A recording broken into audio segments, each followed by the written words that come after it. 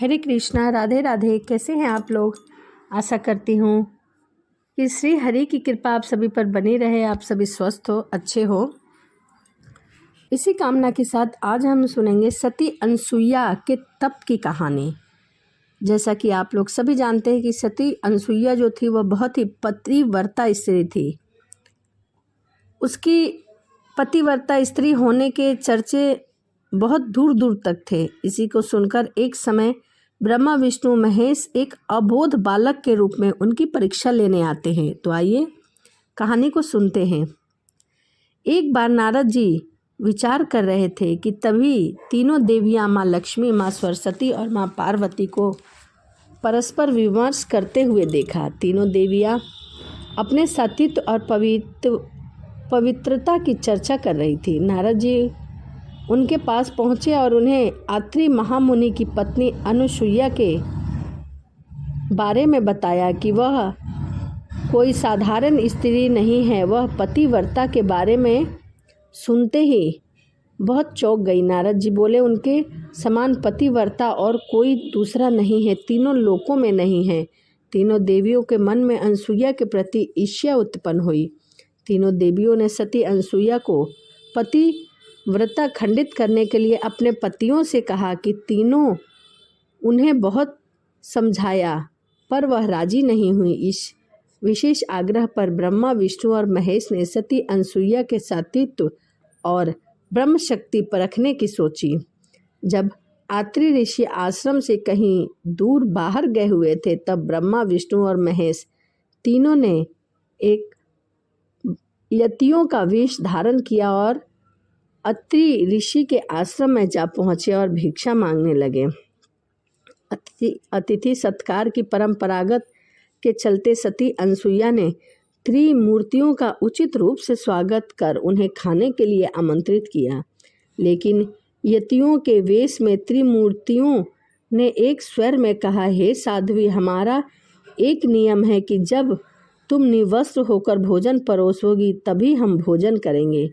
अनुसुईया असमंजस में पड़ गई कि इससे तो उसके पतिव्रता खंडित होने का संकट है। उन्होंने मन ही मन ऋषि आत्रि का स्मरण किया। दिव्य शक्ति से उन्होंने जाना कि यह तो त्रिदेव ब्रह्मा विष्णु और महेश हैं। मुस्कुराते हुए माता अनुसुईया बोली, जैसी आपकी इच्छा। तीनों यतियों पर जल छिड़ककर उन्हें 3 प्यारे शिशुओं के रूप में बदल दिया और सुंदर शिशु देखकर माता अनुसुईया ने हृदय से मातृत्व भाव उमड़ पड़ा। शिशुओं को स्तनपान कराया, दूध भात खिलाया, गोद में सुलाया। तीनों गहरी नींद में सो गए। अनुसुईया माता ने तीनों को झूले में सुलाकर कहा, तीनों लोकों पर शासन करने वाले त्रिमूर्ति मेरे शिशु बन गए हो। मेरे भाग्य को क्या कहा जाए। फिर वह मधुर कंठ से लोरी गाने लगी। उसी समय कहीं से एक सफ़ेद बैल आश्रम में पहुंचा। एक विशाल गरुड़ पंख फड़फड़ाते हुए आश्रम पर उड़ते हुए आने लगा और एक राजहंस कमल को चोंच में लिए हुए आया और आकर द्वार पर उतर गए।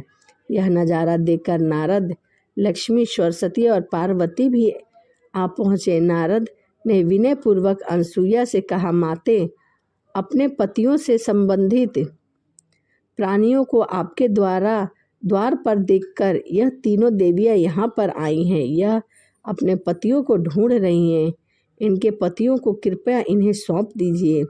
अनुसुईया ने तीनों देवियों को प्रणाम करके कहा, माताओं, झूले में सोने वाले शिशु अगर आपके पति हैं तो इन्हें आप ले जा सकती हैं। लेकिन जब तीनों देवियों ने तीनों शिशुओं को देखा तो एक समान लगने वाले थे। तीनों शिशु गहरी निद्रा में सो रहे थे।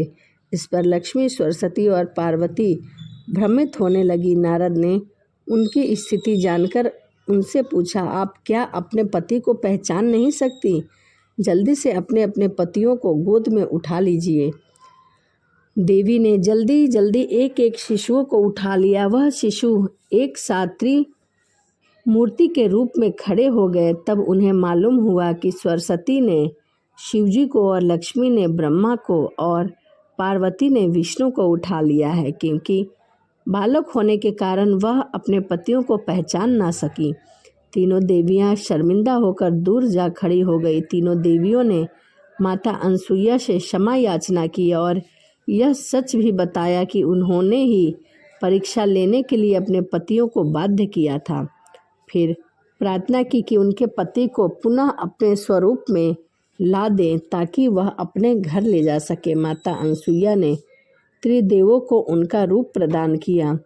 तीनों देव सती अनसुईया से प्रसन्न होकर बोले, हे देवी, तुम वरदान मांगो। त्रिदेव की बात सुन अनसुईया बोली, प्रभु आप तीनों मेरी कोख से जन्म ले, ये वरदान चाहिए, अन्यथा नहीं।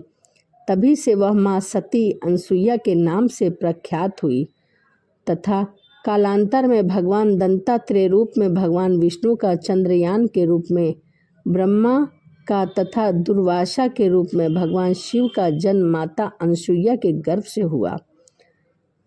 मंतातर से ब्रह्मा के अंश से चंद्र, विष्णु के अंश से दंतात्रेय और शिव के अंश से दुर्वासा का जन्म हुआ। तो यह माता अनसुईया की कहानी थी। माता अनसुईया कोई साधारण स्त्री नहीं थी। तो वीडियो आपको कैसी लगी कमेंट में ज़रूर बताइएगा। यदि आप भी माता अनसुईया के प्रति कोई कहानी जानते हैं या फिर आप जानते हैं कि माता अनसुईया कौन थी, तो आप कमेंट करके मुझे बता सकते हैं। तो चलिए इसी के साथ वीडियो को समाप्त करते हैं और मिलते हैं अगली वीडियो में। वीडियो आपको अच्छी लगी हो तो चैनल को सब्सक्राइब और लाइक करना ना भूलें। तो चलिए मिलते हैं अगली वीडियो में। राधे राधे, जय श्रीमन नारायण, हरे कृष्णा।